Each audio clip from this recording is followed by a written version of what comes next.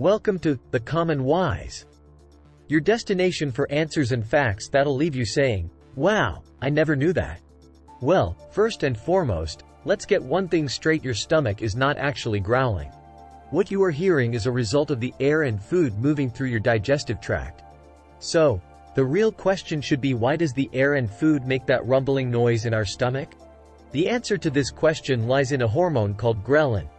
This hormone is secreted by our stomach when it's empty and tells our brain that we are hungry.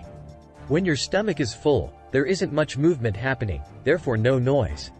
But when your stomach is empty, the hormone ghrelin triggers contractions in your digestive muscles, known as peristalsis. These contractions are what cause the air and food to move around, creating the rumbling sound that we hear.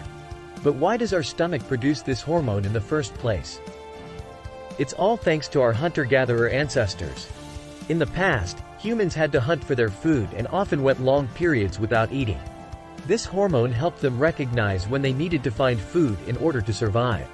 So, the next time your stomach growls, remember that it's simply a signal from your body telling you that it's time to refuel.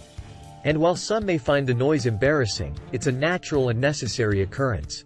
So embrace your growling stomach and satisfy your hunger with a healthy meal. Your body will thank you for it. So don't worry if people hear it. After all, we're only human.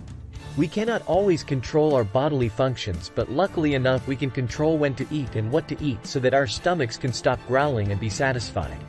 So let's listen to our body's signals and make sure we keep ourselves well nourished.